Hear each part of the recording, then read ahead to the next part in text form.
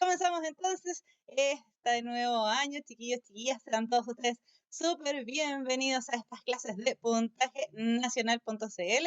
Comenzamos estas clases de séptimo básico para los más chiquititos de la enseñanza media, todavía se llama séptimo básico, pero ustedes ya están ingresando a la enseñanza media oficialmente. Sean todos ustedes muy bienvenidos, como les decía, soy la profesora Fernanda Azócar Briceño.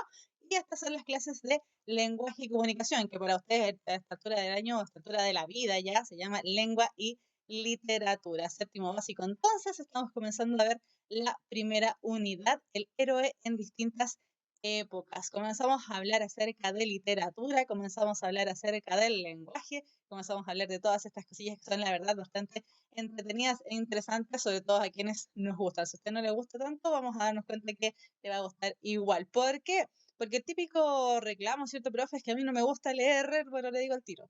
Usted está equivocado. Usted está leyendo en este momento porque la lectura no solamente se transforma, ¿cierto? No solamente hablamos de lectura cuando nos estamos leyendo, decodificando un código a través de nuestros ojitos o a través de nuestras manos, si es que tal vez tenemos alguna dificultad visual, ¿cierto? Nosotros estamos siempre leyendo, entendiendo y decodificando el mundo, por lo tanto, chiquillos, siempre están leyendo. Así que no me digan que no les gusta leer porque siempre están leyendo alguna cosa. Entonces, como ya les decía, sean todos ustedes muy bienvenidos a este nuevo año en Puntaje Nacional por estas clases curriculares. Pueden ustedes seguirnos entonces en la página de YouTube, ¿cierto? Puntajenacional.cl, el canal de YouTube, y también @puntajenacional.cl en el caso de el Instagram. Ya, comenzamos entonces esta clase de el héroe y sus acciones. Y como ya decíamos, ¿cierto? Vamos a comenzar hablando acerca de literatura. Chiquillos, definir, hablar, contar, tratar de explicar qué es la literatura es un poco complejo. Digámoslo al tiro. Es un poco complejo, es un poco dificultoso. ¿Por qué? Porque es un concepto que va cambiando, va mutando con el tiempo, va mutando con relación a cómo también nosotros vamos cambiando como sociedad. Por lo tanto, el concepto de literatura en sí mismo es un poco complejo, es un poco etéreo, digámoslo así. Cuando hablamos de la palabra etéreo, estamos hablando de aquella cosa que en realidad no se puede tocar realmente, o que no se puede definir, que tiene unos límites un poco indecisos, podríamos decir. Incluso es como un fantasmita. Cuando generalmente uno habla acerca de algo etéreo, ¿cierto? Habla acerca como un fantasmita, algo que no se puede tocar, que no se puede definir. En el caso del concepto de literatura pasa algo más o menos bastante similar. La literatura cuesta definirla porque, como ya les decía, cambia, ¿cierto? Muta a través del tiempo. Y además de eso, que es también lo que pasa, muchas personas quieren hablar acerca de lo que es la literatura. La literatura es un arte. Partamos desde esa base. La literatura es un arte y nos ha acompañado desde el principio de los tiempos, desde que el hombre es hombre, este hombre con humanidad, este hombre, perdón, con mayúscula, referido a la humanidad, englobando, por supuesto, a ambos géneros. Por lo tanto, como la literatura es tan antigua, nació prácticamente con nosotros en la medida que nos fuimos conformando como sociedades, ¿qué es lo que pasa? La literatura cuesta definirla, es uno de los artes más antiguos, junto con la pintura, es uno de los artes más antiguos que hay. Por lo tanto, por eso es la dificultad de definir qué es literatura y a su vez también definir qué es lo literario y separarlo de aquello que no es literario. Algo que vamos a ir haciendo, ¿cierto? O ustedes van a ir haciendo una vez que lleguemos tal vez al colegio, o nos devolvamos al colegio más adelante. Pero por ahora nos vamos a quedar con esto, ¿cierto? Vamos a definir la literatura como aquel elemento que utiliza, aquel elemento artístico que utiliza la palabra para crear. En este caso, cuando hablamos de la palabra, como yo ya les decía al inicio, ¿cierto? Cuando hablamos de la palabra puede ser tanto de manera oral como también puede ser de manera escrita. ¿A qué nos referimos con esto entonces? La creación artística, ¿cierto? Que utiliza esta palabra. Cuando hablamos de la palabra, de la oralidad, nos estamos refiriendo al origen de la literatura. Y cuando ya nos estamos refiriendo a aquel arte ya bien escrito, ¿cierto? Como ustedes están viendo, por ejemplo, aquí en la pantalla, cuando ya hablamos del arte escrito, estamos hablando de una mutación, de algo que ocurrió después, de manera posterior a que la literatura fue creada. Por lo tanto, la literatura en su origen fue la palabra hablada y posteriormente fue ya lo que nosotros conocemos actualmente más bien, ¿cierto? Como literatura, la palabra escrita. Y ahí nos referimos, por ejemplo, a los libros, ¿cierto? A los Harry Potter, a los Crepúsculos y a todos los libros que podamos enfrentarnos, por ejemplo, en el colegio o los libros si es que simplemente nos gusta leer. Ahora, para entender, vivenciar lo que es la literatura, muchas veces tenemos que referirnos un poco a nuestra propia experiencia como lectores. Si es que nos gusta leer, le decía, ¿cierto? Si es que no nos gusta leer, si es que la literatura nos llama la atención o la literatura no nos llama la atención. Entonces, la literatura, que hay algo que tenemos que tener súper claro, o al menos dejar cerrado en esta parte de la clase, ¿cierto? Cuando hablamos de literatura, hablamos de una creación artística. Como dice ahí, que utilizan la palabra, ya sea de manera oral o de manera escrita. Entonces, en este sentido, ¿cierto? La literatura es una tradición. ¿Por qué decimos que la literatura es una tradición? Porque, ya decíamos, es uno de los artes más antiguos que nosotros podemos encontrar asociados al ser humano. Hay otros tipos de arte, ¿cierto? Por ejemplo, el cine, el teatro en todo caso está ligado a la literatura, pero también podemos encontrar el cine, la fotografía, que son artes mucho más contemporáneos, mucho más modernos, porque necesitamos de ciertos implementos tecnológicos para poder ir presentando ese arte, en este caso, como decíamos, el cine o la fotografía. En el caso de la literatura no, porque ya decíamos en esta primera etapa de la clase, ¿cierto? Que la literatura nace como una técnica oral, es decir, nace como una técnica vocal. ¿Cuándo nace la literatura exactamente? No lo podemos definir, es un poco complejo. Cuando el ser humano, ¿cierto?, se estaba recién reuniendo en bandas, ¿cierto?, con su pequeña familia, después ya en bandas y así ir creando las sociedades, los seres humanos, cuando estaban en la noche, ¿cierto?, cuando ya podían, además tenían el arte del fuego, cuando ya tenían el arte del fuego, se reunían en las noches a contar historias. Ese es el origen de la literatura. Desde ahí nace, ese es el inicio, ¿cierto?, de la literatura en sí mismo, de este arte que nosotros decimos que después se mantuvo con el tiempo. Por lo tanto, la literatura nace con una tradición oral. Por eso mismo decimos que los textos literarios con características orales son textos anónimos y comunitarios. ¿Por qué anónimos? Porque, como decíamos, la literatura es tan antigua que ya no tenemos idea quién habrá sido el primer ser humano, por ejemplo, que nos puede haber contado la primera historia que surgió en el mundo. Entonces es un texto anónimo, no tiene nombre, eso significa anónimo, sin nombre. Y en el caso de comunitarios, precisamente porque, como ya decíamos, ellos se centraban, ¿cierto?, alrededor de la fogata y lo que hacían era ir contando historias. Por eso son comunitarios, porque además, como se iban transmitiendo de generación en generación, se iba perdiendo el origen de quién fue la persona que comenzó contando esa historia y a la vez se contaba a grandes grupos de personas para entretenerse. Y no solamente eso, la literatura también lo que hacía, o la finalidad que tenía la literatura, era explicar el mundo y además transmitir conocimientos. ¿Por qué explicaban el mundo? Porque en esa época, ¿cierto? Hablamos de los primeros seres humanos, era un poco imposible, ¿cierto?, saber exactamente, por ejemplo, por qué existía el día y existía la noche, por qué o cómo llegaba hasta ellos el fuego, por qué la gente moría, ¿cierto? Por qué la gente nacía. Ciertos fenómenos naturales no tenían explicación en ese origen. Por lo tanto, los seres humanos trataban de buscar ciertas explicaciones sobrenaturales a los efectos naturales que les ocurrían. Por lo tanto, explicaban el mundo, por un lado, y a la vez, perdón, transmitían conocimientos. ¿Cómo transmitían conocimientos? Precisamente a través de estas historias. Y le iban contando, ¿cierto?, a la familia que el fuego lo había entregado, qué sé yo, cierto Dios para las familias, para que ellos pudieran comer, para que ellos pudieran juntarse alrededor de este elemento, para que no sintieran frío y así sucesivamente. Por lo tanto, la literatura nace no solamente como un arte, sino que también nace como una necesidad para el ser humano. Piensen ustedes cuando eran chiquititos, sentían tal vez la necesidad de que les contaran un cuento a sus papás en las noches, ¿cierto? Porque los hacían sentir, o la persona que los cuida, ¿cierto?, los hacía sentir más cercanos a ellos, etcétera, etcétera. Y les iban contando historias como la Caperucita, la Bella Durmiente y así un sinnúmero de cosas que nos permitían a la vez no solamente aprender cómo funciona el ser humano en sociedad, sino que también a la vez entender cómo este mundo se va configurando y nos vamos también entreteniendo a través de este arte. Entonces, seguimos en la tradición oral. Como estamos en esta tradición oral, a la vez la literatura, ¿cierto? Como se tenía que transmitir de generación en generación y se tenía que transmitir a amplios grupos de la sociedad, usaban mucho la memoria. Hasta el momento nosotros no nos hemos mezclado con la escritura manual, ¿cierto? No hemos hablado, por ejemplo, que ahí estaban preguntando, Pierre François estaba preguntando por los jeroglíficos, no nos hemos metido ahí todavía, pero vamos a ir hacia allá, tranquilo.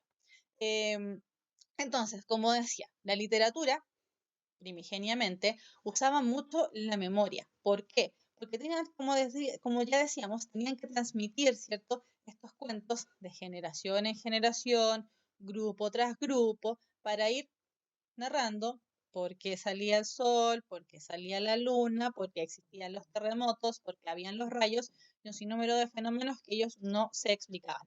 Por lo tanto, usaban mucho la memoria, porque no tenían escritura. Recordemos hasta el momento que estamos hablando de seres humanos muy antiguos. Y además, para utilizar la memoria, ellos privilegiaban el ritmo y la música. Uno dirá, ¿el ritmo y la música tan antiguo? Sí, el ritmo y la música tan antiguo. ¿Por qué?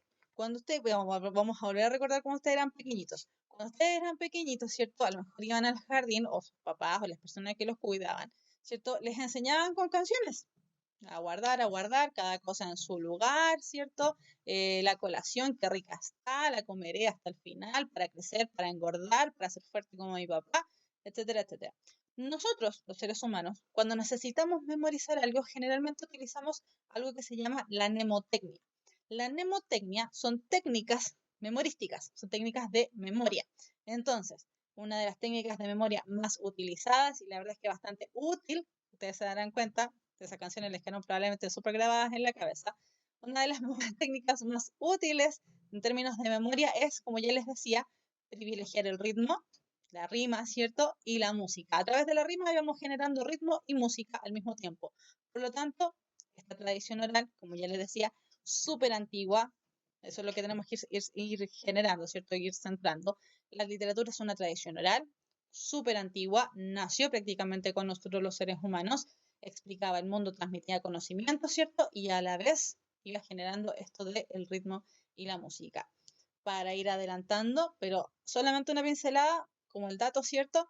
A partir de aquí, precisamente, es donde nacen los poemas. Por eso los poemas a veces nos cuesta entenderlos, porque los poemas también son súper antiguos. El arte del poema es súper antiguo.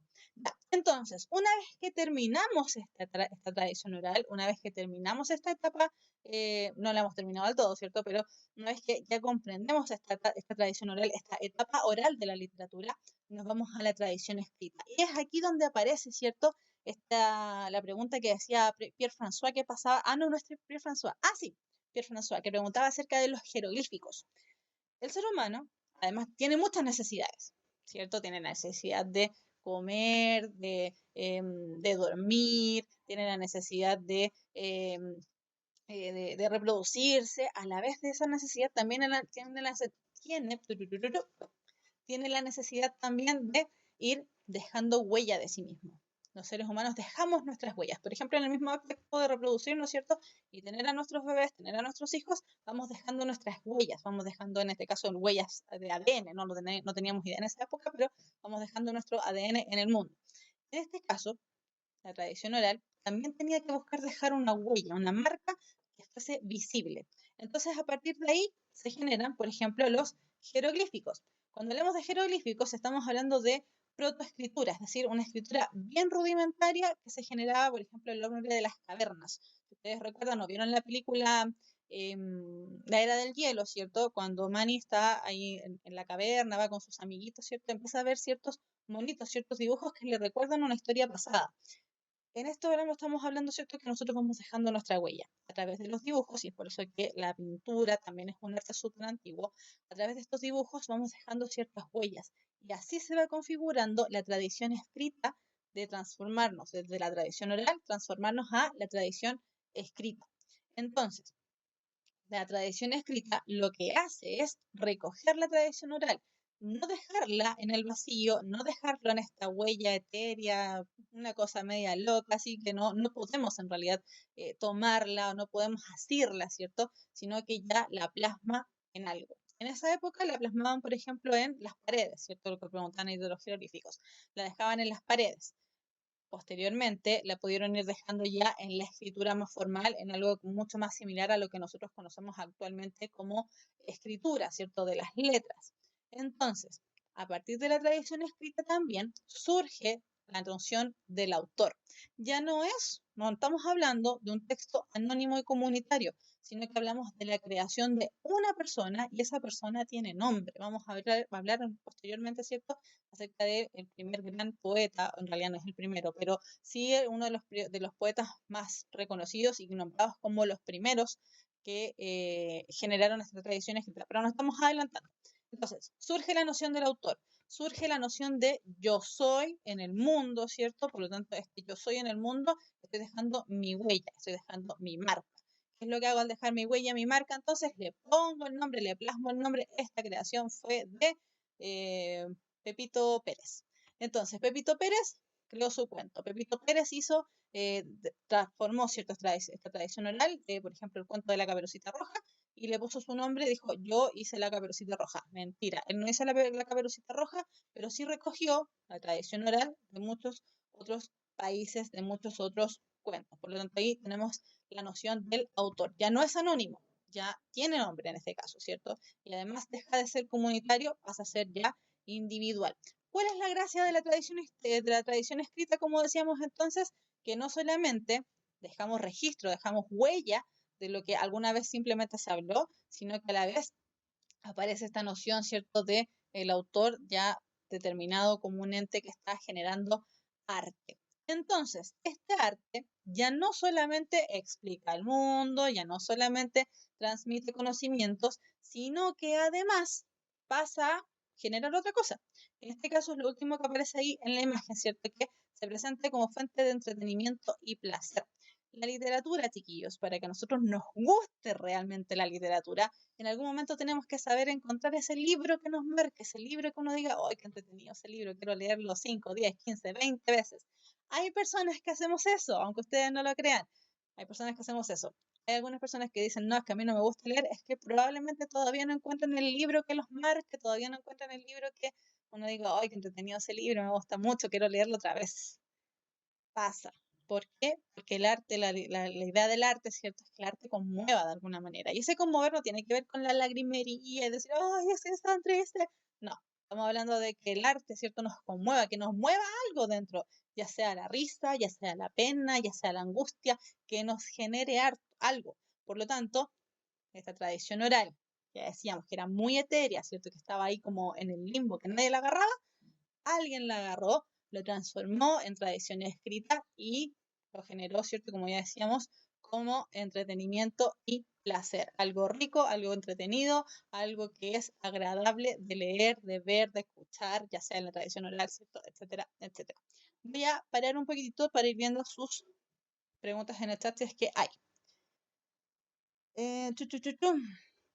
Están hablando de las rimas, sí, efectivamente, están hablando de las rimas. Lo que decíamos, ¿cierto?, que con las rimas era mucho más sencillo ir aprendiendo. Alguien por ahí nombró al personaje que vamos a nombrar en un momento más. Profe, ¿qué dice después de se presenta como fuente de... es que estoy tapando ahí la parte. Dice, se presenta como fuente de entretenimiento y placer. Estoy yo ahí tapando en la pantalla, me acabo de dar cuenta, perdón.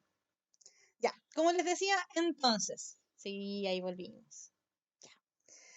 Estábamos hablando acerca de la tradición oral y la tradición escrita, ¿cierto? Entonces decíamos que la tradición oral existía, ¿cierto?, precisamente para ir explicando ciertos fenómenos de la naturaleza, y en ese caso teníamos los mitos.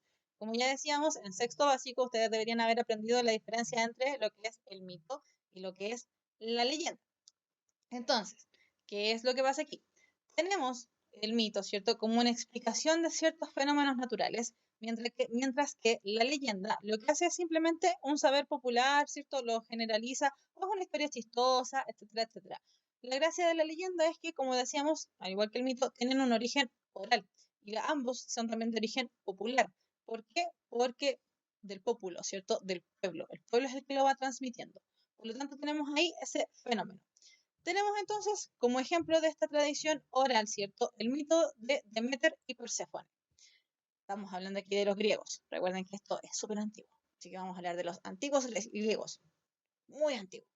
Antigua Grecia hasta con mayúscula, porque cuando hablamos de la antigua Grecia hay que poner las dos palabras con mayúscula, porque estamos separando y vivenciando un tiempo de la historia.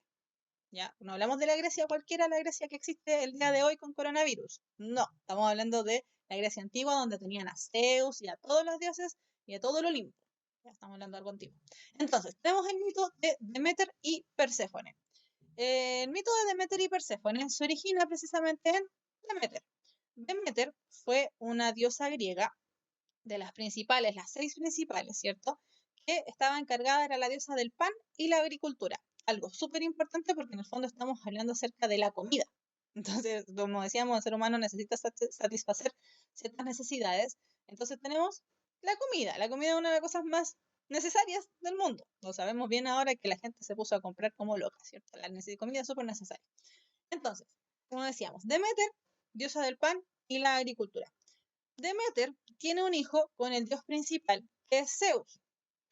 Zeus, ¿cierto? Origina entonces la unión entre ellos dos. Genera a Perséfone. Perséfone era la hija de Deméter y Zeus. En eso nos vamos a quedar. Perséfone era muy linda.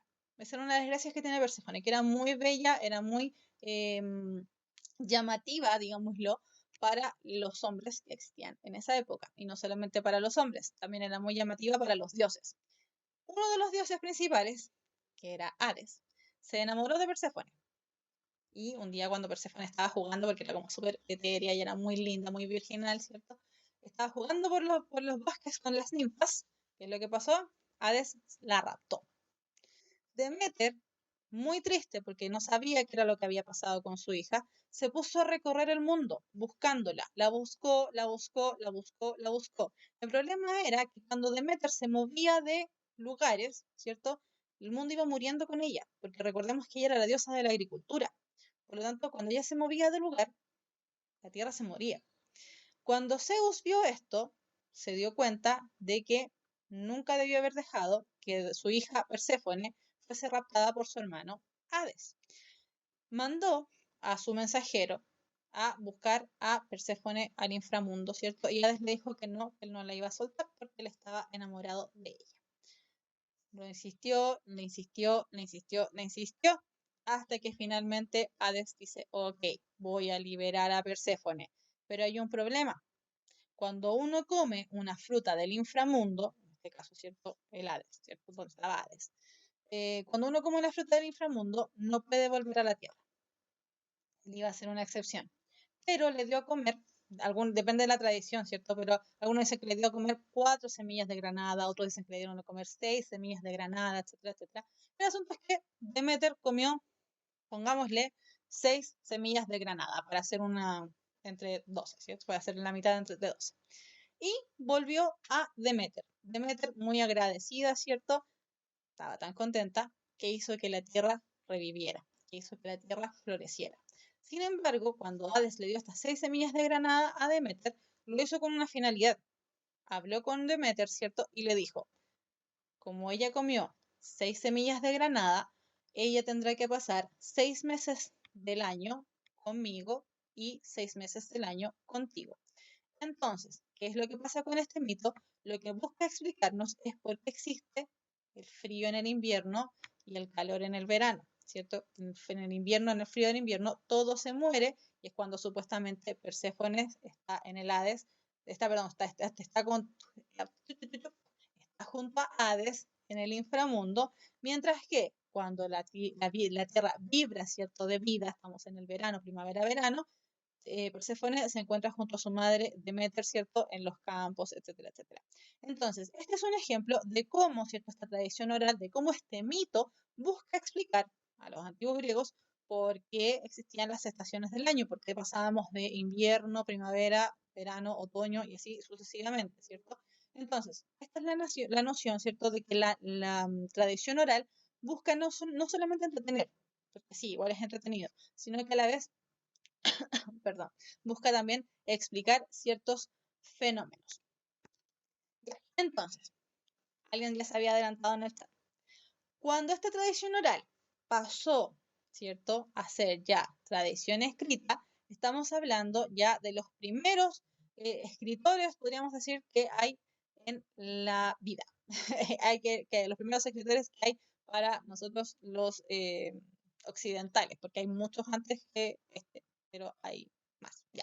Entonces, cuando hablamos de las primeras manifestaciones tradicionales de literatura, la manifestación ya escrita de la literatura, nos tenemos que referir necesariamente a este hombre llamado Homero. No el Homero Simpson. Por eso iba a ver, ¿cierto? Arriba mío. No alcanzo a ver bien, pero arriba mío, ¿cierto? Aparece Homero, ¿cierto? No, no es Homero. El Homero clásico, el Homero de los griegos, de los antiguos griegos. Entonces, este ser humano, Homero, supuestamente es el Aedo griego al que se le atribuye la autoría de las principales poesías épicas griegas, la Ilíada y la Odisea.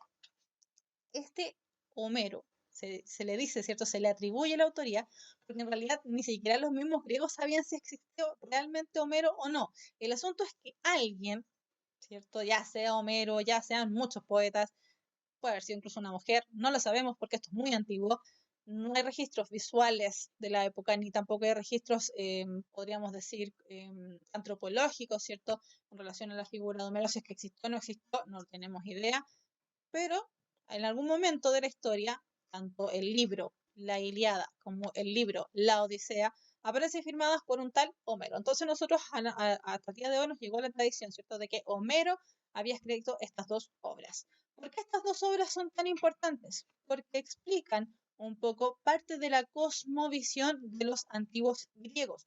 Cuando hablamos de la palabra cosmovisión, fíjense que cosmovisión se forma por dos palabras. Por un lado, cosmos, y por otro lado, visión. El cosmos es lo que está por arriba de nosotros, es decir, los dioses. Y visión, lo que vemos. Entonces, ¿cómo vamos viendo, cierto? El mundo a nuestro alrededor, cómo vamos viendo el mundo tanto hacia arriba como hacia el lado, hacia abajo, etcétera, etcétera. Entonces, Homero es el encargado, por ahí alguien puso que se perdió, ahora estamos explicando un poquito mejor. Homero es el encargado de traspasar esta tradición oral que tenían los antiguos griegos, ¿cierto? Traspasarlo a tradición escrita. Aquí nosotros ya no estamos enfrentando lisa y llanamente a escritura. Esta escritura llegó a nosotros, imagínense, estamos hablando de un montón de años atrás, llegó hasta el día de nosotros y probablemente en el colegio, más de algunos de ustedes, o les hicieron leer la Ilíada y la Odisea, o les van a hacer leer la Ilíada o la Odisea, porque son textos primigenios, son textos sumamente importantes para nosotros como occidentales que recogimos esta tradición súper antigua y la seguimos hablando hasta el día de hoy. Los griegos y los romanos, pero no vamos a centrar en esta clase en los griegos, son sumamente importantes, son tan importantes que incluso en la matemática, por ejemplo, nosotros seguimos estudiando matemática griega. Cuando estudiamos historia, ¿cierto? Y estudiamos democracia, necesariamente tenemos que devolvernos hacia los griegos para seguir, ¿cierto? A partir de ahí, de esa base, ir cimentando, ¿cierto? Todo lo que conocemos hasta el día de hoy. Por lo tanto, para nosotros los griegos son súper importantes. Entonces, la Ilíada y la Odisea explican ciertos fenómenos que fueron ocurriendo a los griegos en este caso, ¿cierto? Vamos a hablar un poco de ambos libros, vamos a hacer como un súper ultra resumen, pero antes de eso tenemos que centrarnos un poco en un fenómeno, la guerra de Troya. Todo parte a partir de la guerra de Troya en el caso de estos dos libros. La guerra de Troya la habrán escuchado tal vez alguna vez, en algún momento. De hecho, hay una película que es un poquito antigua, no tanto, para mí que yo ya soy antigua. Hay una película, ¿cierto?, que se llama Troya. Aparece ahí Orlando Bloom, y aparece, no me acuerdo cómo se llama el otro, pero aparecen con sus vestidos griegos, mostrando el cuerpo, súper sensuales, etcétera, etcétera. El asunto es que la guerra de Troya se ve reflejada en esa película y a la vez se ve reflejada también en los libros La Ilíada y La Odisea. La guerra de Troya se origina a partir de la cosmovisión que tenían, ¿cierto?, los antiguos griegos. ¿Cuál era la gracia de la guerra de Troya? La guerra de Troya se origina, como ya decíamos, ¿cierto?, porque Zeus era un picarón. Zeus se había enamorado de una ninfa llamada Tetis. Tetis, cuando Zeus se enamoró de Tetis, los designios del destino le dijeron a Zeus que Tetis iba a engendrar un hijo que iba a ser más grande que su padre. Zeus, evidentemente, como Dios supremo, ¿cierto?, el Dios de los dioses, no quería que nadie fuera más que él. Por lo tanto, ¿qué es lo que pasó? Zeus obligó a Tetis a casarse con un mortal. Tetis se casa con este mortal. Y en ese casamiento se invita a todos los dioses, se hicieron una fiesta gigante.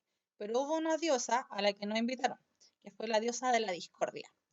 La diosa de la discordia entonces dijo, bueno, a mí no me invitaron, ok, hagamos discordia entonces. Y dejó en una mesa una manzana de oro que decía que era para la más bella.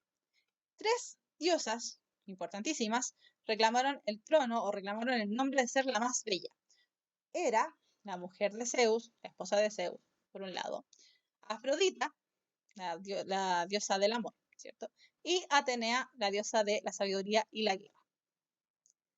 Entonces, como fueron 3 diosas las que se enfrentaron por ese trono, Zeus dijo, ¿qué hago aquí? ¿Qué es lo que hago? ¿Qué es lo que hago? Voy a dejar que alguien decida por mí. Porque Zeus no solamente era súper coqueto, además era súper flojo. Entonces, dejó que alguien decidiera por él. Y ese alguien que decidió por él fue un ser humano llamado Paris. Paris dijo, tengo que elegir entre las 3 diosas y ver cuál es la más bonita de todas. Cada diosa le ofreció distintas cosas. Exactamente qué le ofreció era, no me acuerdo, les digo al tiro. Ya, pero Atenea, por ejemplo, le ofreció sabiduría y ganar las guerras. Y finalmente Afrodita le ofreció el amor de la mujer más hermosa del mundo. Y obviamente París también era un coqueto. Entonces, ¿qué es lo que hizo? Optó por Afrodita, ¿cierto? Y dijo, ya, Afrodita es la diosa más bella de todas. ¿Qué es lo que va a pasar aquí entonces? Afrodita tiene que entregarle el amor de la mujer más bella del mundo. La mujer más bella del mundo en ese momento era una mujer llamada Helena, Helena de Troya. Pero Helena ya estaba casada con un hombre que se llamaba Menelao. Entonces, ¿qué es lo que hizo París? Raptó a Helena y se la llevó con artilugios, con artimañas, como uno quiera decir, ¿cierto? Porque finalmente Afrodita se lo había prometido y Afrodita entonces engañó a Helena para que se fuera con él. Así parte la guerra de Troya. La guerra más importante de los griegos parte por un conflicto amoroso. Si siempre aquí el amor siempre genera problemas.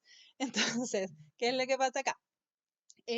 Como París raptó a Helena, ¿cierto? Menelao se indignó, le pidió ayuda a su hermano Agamenón para recuperar a su esposa y se inició la guerra de Troya. La guerra de Troya en el fondo es un conflicto entre los griegos y los troyanos. Cuando hablamos de los griegos hablamos de un conjunto de muchos pueblos, por si acaso, y los troyanos los de Troya. Ahora uno dirá, entonces, ¿por qué el libro no se llama, no sé, la Troyana, en vez de la Ilíada que viene después, ¿cierto? ¿Por qué no se llama la Troyana? Se llama la Ilíada porque el espacio donde ellos pelearon la guerra se llamaba Ilión. Ya, por si acaso, por si alguna vez le preguntan quién quiere ser millonario, dicen, ¿por qué la Ilíada se llama la Ilíada y no se llama la Troyana? Porque se llamaba Ilión el lugar donde estaban peleando, básicamente. Ya, entonces, a partir de esta guerra se generan ciertas estas 2 obras clásicas, importantísimas para nosotros, la tradición occidental, como les decía, que era la Ilíada y la Odisea. Ya. Feroz cagüín familiar, dice Willy Carlos Pérez. Sí, tremendo cagüín familiar. Ya, entonces, la Ilíada. La Ilíada no narra la guerra de Troya. Ojo ahí, pregunta también de quién quiere ser millonario. La Ilíada no narra la guerra de Troya. La Ilíada narra parte de la guerra de Troya, pero en realidad lo que está narrando en esa parte es la cólera del pélida Aquiles. Aquiles era uno de los héroes humanos más importantes que había en ese momento. ¿Por qué? Porque también era semidios o tenía rasgos de dioses, porque él era hijo precisamente de esta mujer que se estaba casando, que la que originó todo el problema, ¿cierto?, en este matrimonio. Aquiles era hijo de Tetis, entonces Aquiles en el fondo también tenía rasgos de dioses o tenía sangre de dioses. El problema fue que durante toda esta guerra, este conflicto que existía entre los troyanos y los griegos, ¿cierto? Por eso estábamos hablando de cómo se originó la guerra de Troya. Durante este conflicto que hubo entre troyanos y griegos, los mismos griegos se pusieron a pelear entre ellos mismos. ¿Por qué? Porque uno de los dioses, que era Agamenón, le robó una esclava a Aquiles, que también era griego. Entonces aquí el problema ya no es entre griegos y troyanos, sino que es entre griegos con griegos. ¿Qué es lo que pasó? Agamenón, que era el hermano de Menelao, le robó una esclava a Aquiles, la esclava Briseida. ¿Por qué? Porque él antes había robado a otra esclava y le estaban rogando que por favor la devolviera porque era la esclava favorita del otro bando, que era los troyanos. Entonces, Aquiles se enoja y se enfurece tanto porque le roban a su esclava Briseida, que de aquí se origina la Ilíada. Por eso la Ilíada parte, cómo comienza el libro, dice, canta, oh Musa, perdón, la cólera del Pélida Aquiles, cólera funesta que causó infinitos males a los aqueos y precipitó al Hades muchas almas valerosas de héroes, a quienes hizo presa de perros y pasto de aves. Cumplíase la voluntad de Zeus desde que se separaron disputando el Atrida, rey de hombres, y el divino Aquiles. Aquiles estaba enfurecido. No puedo decir la palabra real porque estamos hablando de séptimo básico, pero estaba enfurecido, estaba muy enojado, estaba así montado en cólera. De ahí parte la Ilíada, de por qué le robaron a su esclava. Él quería esa esclava y se la robaron, y se la robó más encima uno de sus amigos. ¿Qué es lo que pasa? Los troyanos tenían, perdón, los griegos tenían ganados esta batalla. Los griegos Zeus estaba a favor de los griegos, o sea, ya más ganada no la podían tener. Pero como Aquiles estaba picado contra Agamenón, porque le había robado a su reina, o sea, perdón, a su esclava, Aquiles habló con su mamá para que su mamá hablara con Zeus, para que le pasaran cosas malas a los griegos. Y en ese que le pasaran cosas malas a los griegos, los troyanos empezaron a ganarles, ya, del otro bando. Entonces, ¿qué es lo que pasó aquí? Que en la medida que los troyanos empezaron a ganarles, bueno, Agamenón le devolvió la esclava, dijo, ya, devolvamos la esclava, queremos ganar todos, aquí somos todos un pueblo súper unido, devolvámosle la esclava a Aquiles. Pero en esto que le devolvieron la esclava a Aquiles, ¿cierto? ¿Qué es lo que pasó? Los troyanos, como ya decía, estaban ganando territorio en la guerra. Entonces, durante ese ganar territorio, Aquiles, mientras estaba enojado, ¿cierto? Dejó que su mejor amigo, entre comillas, vistiera su armadura. Decimos entre comillas porque durante los griegos, dentro de su cosmovisión, existía lo que se llamaba el amor fraterno. Y ese amor fraterno muchas veces era el amor de parejas. Entonces, hasta el día de hoy no podemos desentrañar si efectivamente el amigo, entre comillas, que se puso la armadura era realmente un amigo o era el amante de Aquiles. Ni idea. Muy diversos. Entonces, Patroclo, que era este amigo de Aquiles, se puso la armadura de Aquiles. ¿Qué es lo que pasó? En el bando contrario, creyeron que el hombre que estaba peleando con la armadura de Aquiles era Aquiles y lo asesinaron. Entonces, Aquiles, producto de su furia irracional, porque le habían robado una esclava, vio cómo era asesinado el gran amor de su vida, sea amor de amigo, sea amor de pareja, no sabemos, pero vio cómo fue asesinado el gran amor de su amigo. Y nuevamente Aquiles se enojó. Pues primero se enojó porque le robaron la esclava. Después se enojó porque le mataron al amigo. Entonces está durante toda la Ilíada, Aquiles está enojadísimo. Por eso canta mucho la cólera del peli de Aquiles. Cólera funesta que causó infinitos males a los aqueos y precipitó al Hades muchas almas valerosas de los héroes. Porque por culpa de Aquiles enojado, pasó todo lo que pasó. Ya, entonces, Aquiles, cuando vio que su gran amor, como ya decíamos, sea gran amor de amigo, gran amor de pareja, fue asesinado, buscó al que lo asesinó, llamado Héctor. Lo mató. Recorrió toda la playa con su cuerpo en el carro, ¿cierto? Y iba ahí el cuerpo de Héctor, así, golpeando la playa, porque estaba enojadísimo. Hasta que finalmente dijo, no pienso devolver el cuerpo de Héctor, que Héctor fue un gran héroe de guerra. No pienso devolver el cuerpo de Héctor. Me da lo mismo. Me da lo mismo todo, estoy enojado. Porque Aquiles siempre estaba enojado. Lograron devolver el cuerpo de Héctor a su familia. Y se acabó la guerra de Troya. Aquiles fue muerto porque lo mataron. Finalmente lograron matarlo a este hombre que era tan portentoso y que más encima causó tantos males. Lo mataron y fin. Ya, se acabó la guerra de Troya. Se acabó la Ilíada. Ya. ¿Por qué es importante esto? Porque hay una figura aquí de la que hemos hablado todo el rato, que en el fondo es la que configura el relato, que es Aquiles. Aquiles, hombre importantísimo, porque lo vamos a ver en un ratito más, ¿cierto? Hombre importantísimo como figura central del relato. Sin Aquiles no hay la Ilíada, porque todo el rato la Ilíada está hablando de que Aquiles está enojado. Nos vamos al siguiente relato, que es la Odisea. Aquí voy a tratar de hacerlo un poquito más corto porque creo que me alargué mucho con el relato de la Ilíada. Ya, la Odisea narra elementos que ocurrieron después de la guerra de Troya. La Odisea lo que narra es cómo Odiseo, por eso se llama la Odisea, que Odiseo. La Odisea narra hechos posteriores a la guerra de Troya y lo que en el fondo está relatando es todo lo que debió sufrir Ulises, en este caso Odiseo y Ulises es exactamente la misma persona, para lograr regresar a su patria. Ulises era un héroe de guerra. Él participó en la Odisea, perdón, participó en la guerra de Troya, ¿cierto? Y como ya sabemos, los troyanos ganaron, perdón, los griegos ganaron. Entonces, él tenía, al finalizar la guerra, tenía que hacerle una ofrenda a los dioses. ¿En qué consiste esto? En quemar cosas, quemar comida, quemar animales, quemar cosas.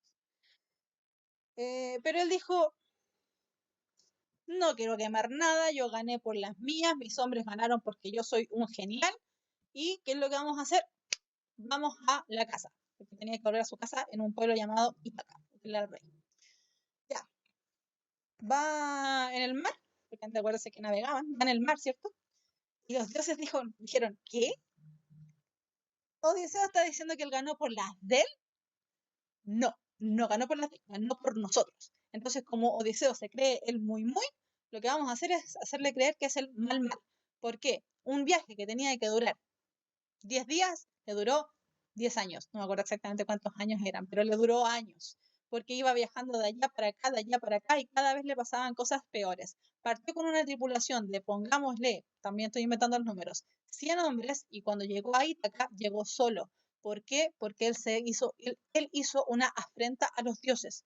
Dijo, no, yo gané por las mías, los dioses aquí nada que ver, y los dioses se enojaron con él y en el fondo lo castigaron. Por eso, la Odisea parte, ¿cierto? Diciendo, háblame, musa, de aquel varón de multiforme ingenio, era súper ingenioso, que después de destruir la sacra ciudad de Troya, anduvo peregrinando larguísimo tiempo, vio las poblaciones y conoció las costumbres de muchos hombres y padeció en su ánimo gran número de trabajos en su navegación por el Ponto, era el mar, en cuanto procuraba salvar su vida y la vuelta de sus compañeros a la patria. Mas ni aún así pudo librarlos, como deseaba, y todos perecieron por sus propias locuras. Insensatos. Terrible. La historia de Odiseo es terrible, porque en el fondo él hizo cosas que no debiese hacer. Sin embargo, en la Odisea también tenemos la misma figura, así como en la Ilíada tenemos la figura de Aquiles como figura central, en la Odisea tenemos la figura de Odiseo, también llamado Ulises, como figura central. Ellos son los ejes articulatorios de ambos, ¿cierto? De ambas narraciones. Por eso, si nosotros ya entramos en el área de la reflexión, fíjense que en el chat ustedes mismos están diciendo, se están acordando de Penélope, se están acordando, ¿cierto?, de la canción de Joan Manuel Serrat, se están acordando de distintas cosas, etcétera, etcétera. ¿Qué es lo que pasa? Uno dirá, la literatura es súper antigua.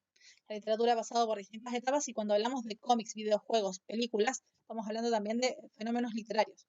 Entonces, uno dirá, ¿por qué las películas, los cómics, los videojuegos que tratan sobre superhéroes son tan bien recibidos por el público? Porque tienen una figura central que nos llama la atención, así como en la Ilíada y la Odisea está Aquiles y Odiseo respectivamente. En las películas, cómics y videojuegos que tienen cierto este tipo de trama, hay un superhéroe que es el eje central. También uno podría empezar a preguntarse, cuando uno está viendo esa película, ¿cierto? Ese eje central, está viendo al ser humano, uno ese es el más genial, el muy, él va a desactivar la bomba, o él va a salvar a la muchacha, o él va a salvar el día, etcétera, etcétera. Y efectivamente lo hace, es porque nosotros justamente encontramos a el personaje principal, encontramos al héroe, encontramos al muchacho, al ser humano bonito, ¿cierto? Al que está estructurando la narración. Por eso esta clase se llamaba El Héroe, y ya llevamos prácticamente 1 hora de clases y recién estamos hablando del héroe. Ya, el héroe es un elemento importantísimo para las narraciones. El héroe es un elemento importantísimo para la literatura, porque a partir de la literatura de clásica, ¿cierto? Por eso estábamos hablando de los griegos y los romanos y los troyanos y qué sé yo. El héroe es el personaje con habilidades, rasgos que lo hacen digno de admiración. En el fondo, el héroe es el que porta un montón de valores. Aquiles es un personaje súper negativo en el fondo porque siempre está enojado, digámoslo, pero era sumamente admirado por todos los griegos, incluso por los troyanos, sumamente admirado. De hecho, por eso se habla acerca de Aquiles en la Ilíada. ¿Por qué? Porque era una figura importantísima para los griegos, insisto, ¿cierto? Él encarnaba ciertas cosas, por ejemplo, valores que eran muy importantes para los griegos, como por ejemplo el ser fuerte, el ser veloz, el ser capaz de ganarle a mucha gente. De hecho, se decía que Aquiles era prácticamente inmortal, salvo por un punto en su cuerpo, que era justamente uno que si ustedes se estaban acordando en el chat según lo que vi, era precisamente su talón. Se dice que su madre, Tetis, ¿cierto? Lo estaba tratando de hacer inmortal.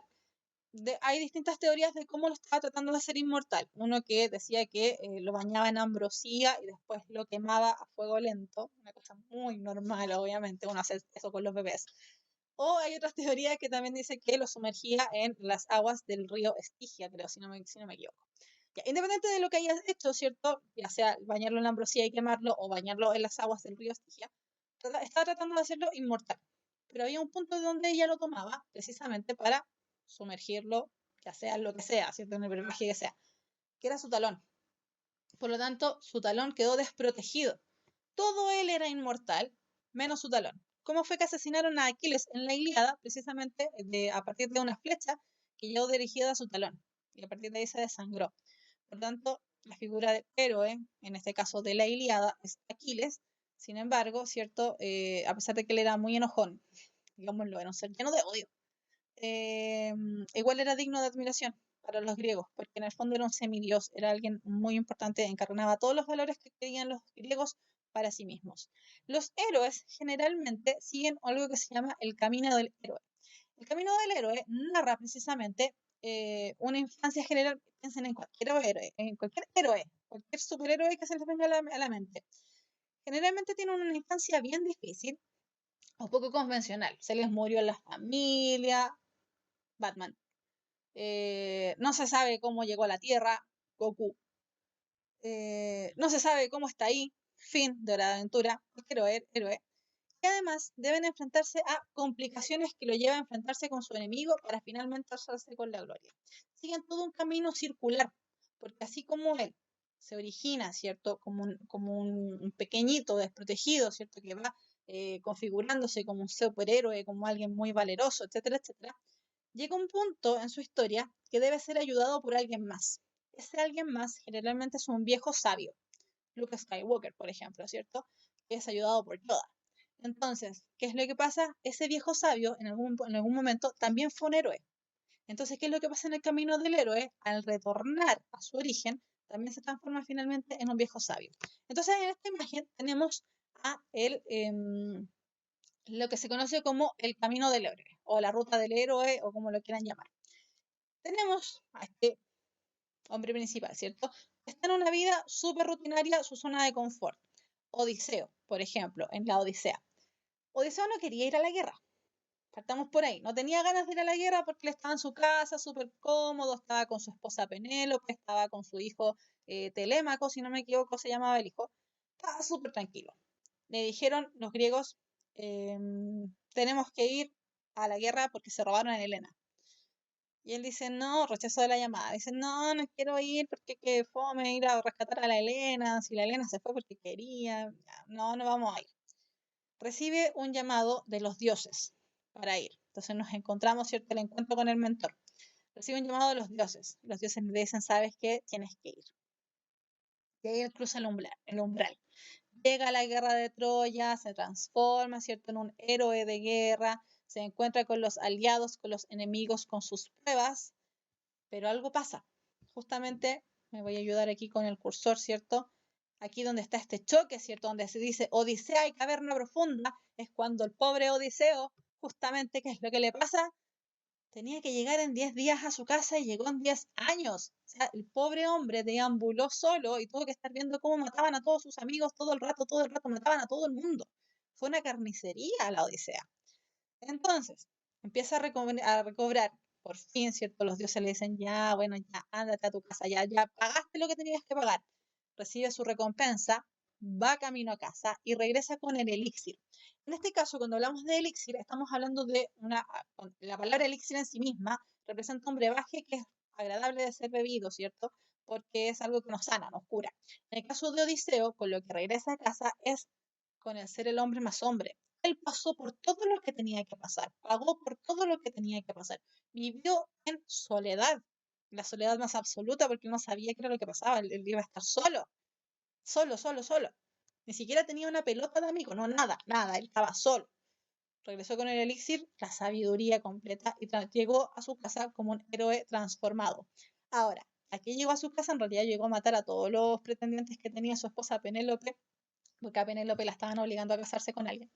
¿Ya? Pero el asunto es que es un héroe transformado, él es un héroe renovado. No es el mismo héroe que salió desde la vida rutinaria en un inicio, sino que es un héroe transformado. Llegó completamente cambiado. Y eso es lo que pasa con todos los héroes. Piensen en cualquier superhéroe, chiquillos, que a ustedes se les ocurra. Los superhéroes de Marvel, de DC, los superhéroes de mangas, de cómics, de donde sea. Cualquier superhéroe, a lo mejor no cumple con todos los puntos, pero sí cumple con la gran mayoría. Y la partida del superhéroe generalmente es esta infancia difícil. Entonces, la figura del héroe es súper importante para las narraciones precisamente porque se configura como un personaje, pero no como un personaje cualquiera, es un personaje principal. Los personajes, cuando hablamos de personajes, estamos hablando de seres imaginarios, es decir, seres que fueron creados por alguien. ¿Por qué es importante esta parte? Porque recuerden que cuando estábamos hablando de tradición oral, decíamos que era todo muy etéreo, ¿cierto? La tradición oral era común, comunitaria para mucha gente. Pasábamos a la tradición escrita, y la tradición escrita aparece en la figura del autor. El autor es el que crea los personajes, crea estos seres imaginarios que aparecen en obras artísticas de tipo literario, en este caso, porque evidentemente estamos hablando de literatura. Cada personaje va a actuar movido por algo, en este caso los intereses y las motivaciones, generando consecuencias o efectos en el mismo. Él cambia en los demás porque tiene relación con otros personajes y también con elementos de la historia porque a través del personaje se van movilizando las acciones narrativas. Él es el que lleva el portento, él es el que lleva la bandera de lucha, él es el que lleva, él o ella es el que lleva, ¿cierto? En el fondo todo el peso de las situaciones. En este caso estamos hablando del héroe, ¿cierto? Entonces, las acciones, ¿cierto? Que permiten que la historia se vaya desarrollando, se vaya narrando, generan a su vez conflicto, el drama, aquel punto en donde el héroe dice, ¿qué es lo que estoy haciendo? ¿Qué hago? ¿Qué hago? ¿Qué hago? ¿Qué hago? ¿Qué hago con mi vida? Odiseo, ¿qué hago con mi vida? ¿Por qué me pasó todo esto? Me reflexiono y llego como un hombre nuevo. En el caso de Aquiles, ¿cierto? Él estaba tan enojado, tan enojado, tan enojado, que por culpa de su enojo mataron a Patroclo, su mejor amigo o su mejor amante, no sé, depende. Entonces, tenemos que el ejemplo, ¿cierto?, de Aquiles. Sus intereses eran vengarse de Agamenón. Recordemos que Agamenón era este dios que, es verdad, este rey que le robó a su esclava Briseida. Entonces él quería vengarse, quería venganza. Entonces, ¿qué es lo que pasó? Dijo, mamá, llamó a su mamá, super mamón, llamó a su mamá, dijo, mamá, habla con Zeus para que los griegos no estén ganando la batalla porque me robaron a mi esclava favorita. Entonces, vengarse de Agamenón. Él quería vengarse. ¿Qué acción realiza? Deja que los troyanos avancen a través de esta llamada que le hizo a su mami. Mami, dile a mi tío Zeus que no quiero que ellos ganen porque quiero que me devuelvan mi esclava. Entonces, acción que realiza, deja que los troyanos avancen. ¿Cuál es la consecuencia? Como ya decíamos, producto de este avance troyano, murió Patroclo, ya sea su amante, su amigo, lo que sea, pero la persona que él más quería se murió. Entonces tenemos a Aquiles como una fuente de conflicto. Aquiles, héroe, personaje principal, fuente de conflicto, va mediando, va haciendo que la acción narrativa, ¿cierto?, vaya desarrollándose. ¿Cómo nosotros podemos ir identificando las acciones y las consecuencias que estas acciones tienen en la narración? Primero, porque podemos reconocer las motivaciones o intereses del personaje y las podemos relacionar con sus acciones. Entonces, tenemos las motivaciones o intereses. Mami, quiero que me devuelvan a mi esclava, relacionándolo con sus acciones. ¿Qué dijo Zeus? Ok, sí, yo permito que vayan ganando los troyanos. Ya, deja que ganen un poquito los troyanos. Identifica qué consecuencias tienen las acciones del personaje para sí mismo o para la historia. Ya decíamos, esta cólera del peli de Aquiles, por un lado, provocó que su mejor amigo muriera, ¿cierto, Patroclo? Y a la vez, ¿cierto?, provocó después, posteriormente, la muerte de Héctor a manos de Aquiles. porque Aquiles estaba enojadísimo, entonces mató a todo el mundo. Pero al mismo tiempo provocó su propia muerte, ¿cierto? Porque él al haber asesinado al más grande héroe de guerra de los troyanos, que era Héctor, los troyanos también se picaron, también se enojaron y buscaron justamente el punto más débil de Aquiles, que era su talón, y lo asesinaron. Y además, para identificar estas acciones y consecuencias, evalúan cómo estas consecuencias influyen en el desarrollo de la historia. Como ya decíamos, finalmente esta cólera del peli de Aquiles lo que hizo finalmente fue llevarlo a la perdición, lo asesinaron.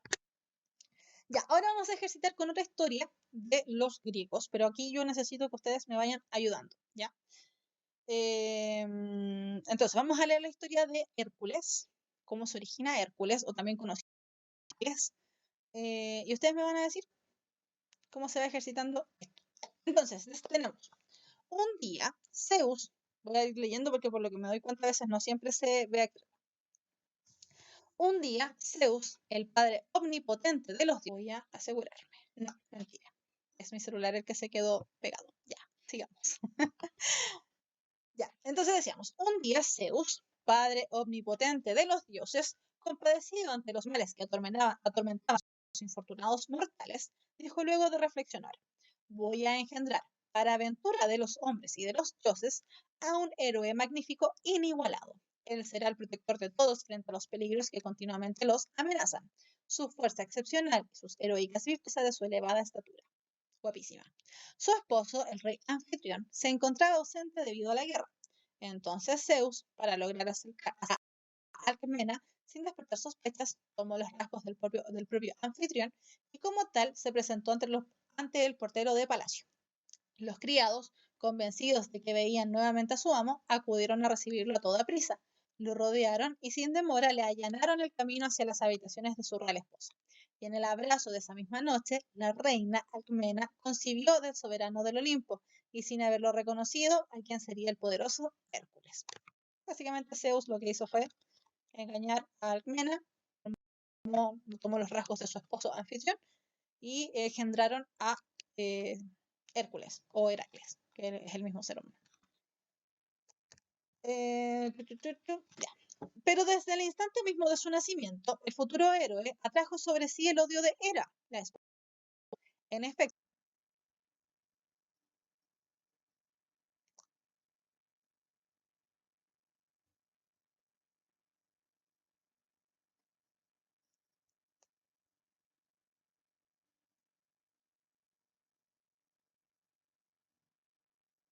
ya, me avisaron por interno que la transmisión se había caído. Entonces, les voy a hacer, chiquillos, un resumen acerca de lo que estábamos hablando. Estábamos leyendo, ¿cierto?, acerca de la vida o la historia de Hércules, también conocido como Heracles. El asunto es que Zeus, vamos a retomar un poquito por si acaso a alguien se le cayó la transmisión o qué sé yo. Ya, estábamos en el asunto que Zeus, ¿cierto?, vio que los mortales, los seres humanos, estábamos sufriendo.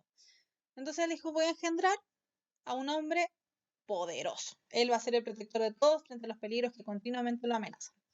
¿Cómo engendró a este hombre? Buscó a la mujer más bella que había, ¿cierto?, en la ciudad de Tebas, la reina Alcmena.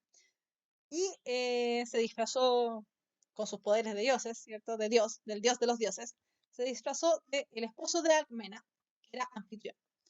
Se disfrazó como él y juntos engendraron una noche a un pequeño bebé llamado Hércules, también conocido como Heracles. El problema fue que una vez que Heracles o Hércules nació, ¿cierto? Hera, que era la esposa de Zeus, se enojó. Evidentemente, la habían engañado, o sea, una mujer enojadísima. También, todo el mundo está enojado aquí. Esta es una clase rabiosa, todo el mundo está enojado. Ya, Hera se enojó, ¿cierto? Porque había nacido Hércules, ¿cierto? Como hijo de Zeus, su esposo, pero engendrado con otra mujer. ¿Qué es lo que hace entonces Hera? Una noche que estaba muy oscura,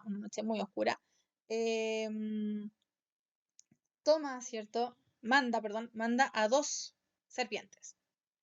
Pero Hércules, como un gran héroe, ¿cierto?, de la mitología griega, siendo solamente un bebé, agarra las 2 serpientes, las agarra de la serpiente, del cuello de serpiente, del cuerpo, da lo mismo, no tienen cuello, del cuerpo de la serpiente, y las estrangula. Entonces fue algo muy genial, en el fondo, porque es un héroe, él nació siendo un héroe. Me parece que de nuevo tenemos problemas con la transmisión. Ya, el asunto es que esa fue la primera hazaña de Hércules, ¿cierto? Un héroe totalmente extraordinario. Entonces Zeus cuidaba siempre de él, aunque Hércules en realidad no necesitaba cuidado porque ya decíamos era un ser súper poderoso. Y para hacerlo inmortal, él lo que hizo, ¿cierto? Lo tomó a Hércules, lo llevó al Olimpo, que era donde residían los dioses. Tomó a Hércules, lo llevó al Olimpo, lo puso al lado de Hera. Hércules todavía era un bebé, lo puso al lado de Hera para que Hércules tomara leche del pecho de Hera para hacerlo inmortal. ¿Ya? Entonces, cuando Hércules se suelta del pecho de Hera, se dice que a partir de ahí se originó la Vía Láctea, ¿cierto? Esta constelación, y además toda la leche que fue derramada, no solamente hacia el cielo, que fundó la Vía Láctea, sino que también toda la leche que cayó al cielo fue el origen de los grandes lirios. Explicaciones mitológicas, ya decíamos, el mito lo que busca es dar explicación a ciertos fenómenos, en este caso se explica por qué existe la Vía Láctea y por qué existen los lirios. Ya, entonces, parece que no nos va a funcionar mucho el ejercicio porque me estoy dando cuenta que la transmisión está un poco interrumpida. ¿Ya? Pero nos está importante, dice interés de Zeus. ¿Qué acción realiza para solucionar los males que aquejaban a la sociedad, perdón, a la humanidad? Engendró a Hércules, ¿cierto? Con la reina Alcmena, vestido como su esposo anfitrión. ¿Qué consecuencia tiene este engendrar a este hijo? La ira de Hera. Hera se enojó. Entonces ahí tenemos el interés del personaje, en este caso Zeus, qué acción realiza, engendra a Hércules, qué consecuencia tiene eso, la ira de Hera, lo que provocó casi que el pobre bebé Hércules fuese asesinado siendo un bebé, simplemente. Ya, ¿por qué estamos hablando de esto? Porque tenemos un conflicto, que es el conflicto narrativo. Como decíamos, ¿cierto? Los personajes de una narración literaria tienen una razón, un motivo, etcétera, etcétera. Generalmente, esta motivación de los personajes se relaciona con las consecuencias que tienen. Y esas consecuencias dan origen a los conflictos, es decir, a los dramas a los que se enfrentan los personajes, a los que tienen que tratar de suplir. En este caso, ¿cierto? El hecho de que Zeus haya engendrado a Hércules, el hecho de que Zeus haya engendrado a Hércules con otra mujer que no fue Hera, sino que era una simple mortal, ¿cierto? Originó una serie de sus hijos por órdenes de Hera, porque Hera ya lo tenía vuelto loco, insisto. Entonces, ese elemento, ¿cierto? Originó un conflicto narrativo, un drama del que el personaje principal, en este caso el héroe Hércules, trata de solventar de alguna manera. Entonces ya nos adelantamos. ¿Cuál es el conflicto que origina el fragmento leído, ya sea la infidelidad de Zeus, perdón, el engaño de Hermes a Hera, la posible muerte de Hércules o los males que vivía la humanidad? Claramente el conflicto que origina el fragmento leído, que no sale la alternativa correcta, es precisamente los males que vivía la humanidad. ¿Por qué? Porque Zeus trató de solucionar ese problema y a partir de ahí se generó todo lo demás, que Hera estaba súper enojada, que trató de matar a Zeus un montón de veces, etcétera, etcétera, etcétera. Ya, entonces, durante la clase, estamos terminando, hemos hablado un montón. Durante la clase vimos varios términos a los que tenemos que ceñirnos, ¿cierto? Términos con los que nos vamos a encontrar en clases posteriores y que tenemos que saber manejar. Dentro de esos términos tenemos el término literatura, anónimo, autor, aedo, trama, valor, personaje, acciones. De todos esos términos, de esos 8 términos, yo les diría que hay uno simplemente que tal vez no es tan importante, pero por supuesto, como ustedes son súper cultos y ustedes van a participar en Quién quiere ser millonario y Pasapalabra y en todos esos juegos que juega la gente en televisión. También está la palabra no es una palabra que nosotros ocupemos constantemente para nada, pero nos puede funcionar. Entonces, cuando hablábamos de literatura, estábamos hablando de este arte mediado por la palabra. La literatura es el arte de la palabra, es uno de los elementos primigenios, uno de los primeros artes a los que el ser humano se enfrenta. Anónimo significa simplemente sin nombre, es algo que no está nombrado, que no sabemos cuál es su origen en términos de ser humano. El autor es el creador de un elemento. Ojo ahí, porque posteriormente vamos a separar la figura del autor y del narrador cuando sigamos hablando de narrativa. Decíamos, el aedo, ¿cierto? Decíamos que, por ejemplo, hoy se me olvidó el nombre, Homero era un aedo En este caso, era un artista que cantaba epopeyas, es decir, era un artista, un escritor, que lo que hacía era cantar, ya de tradición oral, ¿cierto? O también escribir, en el caso de Homero, poemas épicos, en este caso la Ilíada o la Odisea. Cuando hablamos de trama, estamos hablando de la historia, por eso decíamos, la trama de la Odisea es tal, la trama de la Ilíada es tal. ¿De qué se trata la obra? La trama de la película. No estamos hablando de qué se trata. Cuando hablamos de los valores, recordemos que los héroes encarnan valores. Ya, ahí volvimos, parece.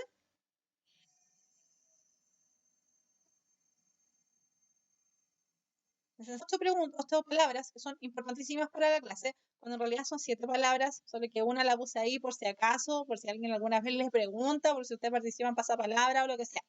Eso era lo que estábamos diciendo. Literatura, arte mediado por la palabra. La literatura es un arte, pero no es cualquier arte, es un arte de la palabra, ya sea oral o escrita, pero es un arte, la tradición oral, ¿cierto? Cuando al pasar a ser tradición escrita, aparecía la figura del autor. El autor es el creador de algo. El aedo, que es esta palabra que en realidad no es una palabra clave de la clase, pero la puse ahí porque es una palabra rara y usted a lo mejor alguna vez le va a salir por alguna parte. El aedo es un artista que cantaba epopeyas. Homero era un aedo. Homero lo que hacía era cantar, en este caso, en el caso específico de Homero, escribir, ¿cierto? Epopeyas, que eran estos poemas épicos, la Ilíada y la Odisea. La trama es la historia a la que nos vamos, hablamos de cosas admirables desde el punto de vista de la sociedad de la época. Decíamos que Aquiles en sí mismo no es, digamos, un héroe, es tremendo héroe, porque en realidad está todo el rato enojado. Sin embargo, representaba todas las cosas que la sociedad griega en ese momento quería hacer, o lo que esperaban acerca de un hombre en esa época, ¿cierto? En este caso, aparte, no era cualquier hombre, era casi un semidios. Por lo tanto, tenía aspectos positivos que eran admirables para la sociedad de la época. Los personajes son entes creados por el autor, y eso es súper importante, chiquillos, porque más adelante, cuando hagamos la diferenciación entre autor, narrador, personaje, persona, etcétera, etcétera, vamos a tener que darnos cuenta de la diferencia entre la ficción y la realidad, porque recordemos que el arte de por sí es ficticio, si bien es verosímil, es ficticio. Y por otro lado tenemos las acciones. Las acciones, ya, entonces, en resumen, para resumir la clase y ir cerrando esta clase. La historia de la literatura, que decíamos, es súper antigua. Nace prácticamente con los seres humanos cuando ellos aún se reunían frente al fuego a contar historias, ¿cierto? Y parte entonces como una tradición oral. Y a partir de la tradición oral, una vez que ya el ser humano se va evolucionando, digamos de alguna manera, ¿cierto? Se transforma o pasamos a la tradición escrita, a lo que en el fondo nosotros conocemos como los libros. Para nosotros los occidentales, y esto es súper importante, chiquillos, porque los orientales también tienen otro tipo de tradición, ¿cierto? Pero para nosotros los occidentales, nuestra base cultural está en Grecia. Entonces, para nosotros los occidentales, la base de la literatura está precisamente, y a través de las acciones vamos a ir conociendo también los conflictos. Entonces, hay dos grandes elementos importantes dentro de lo que estamos hablando. Por un lado, personaje principal, héroe, ¿cierto? Héroe de la mitología griega. Y por otro lado, no necesariamente mitología griega, pero el héroe, ¿cierto? Y por otro lado, el conflicto, los elementos que lo motivan a ir cambiando. En este caso, el conflicto, ¿cierto? Es el que va moviendo y movilizando al héroe y va moviendo y movilizando también las acciones. Ya, terminamos entonces la clase del día de hoy, el héroe y sus acciones. Espero que haya quedado súper claro. Lamento los inconvenientes que puedan haber habido con la conexión. Si algo no quedó claro, lo pueden preguntar en el chat. Voy a tratar de estar contestando con mi cuenta personal. Pero esta fue la clase de séptimo básico, ¿cierto? Que teníamos como objetivo conocer el camino del héroe, analizando su importancia en la narración. Creo que lo pudimos apreciar bien, ¿cierto? Vimos la guerra de Troya como base para lo que serían las dos grandes libros más básicos de la literatura, que sería la Ilíada y la Odisea, con la figura de Aquiles y Odiseo, también llamado Ulises respectivamente. Y además alcanzamos a apreciar un poco también de otro gran héroe de la mitología griega, que es Hércules. Entonces, para ir cerrando, ahora ya sí que sí, la clase, recomendación. Busquen en YouTube otro canal que se llama Destripando la Historia. Destripando la Historia nos cuenta de manera súper entretenida a través de canciones, tradición oral, a través de canciones toda esta cosmovisión de los griegos, ¿cierto? Todo lo que serían los griegos, etcétera, etcétera. Entonces, cerramos la clase del día de hoy. Muchas gracias por haber estado acá una vez más junto a nosotros en puntajenacional.cl. Yo me despido nuevamente. Soy la profesora Fernanda Azúcar Briceño. Y recomendación, visiten la página www.puntajenacional en la medida de lo posible. Ya. A los que están en el chat que alcanzo a ver, Milo, Beca, Ignacio Díaz, Carlos Pérez, no alcanzo a leer ese nombre, Millaray, Rubria, etcétera, etcétera. Un beso grande a todos los que estaban en el chat. En realidad, un beso grande. Nos vemos en una próxima oportunidad. Chao, chao.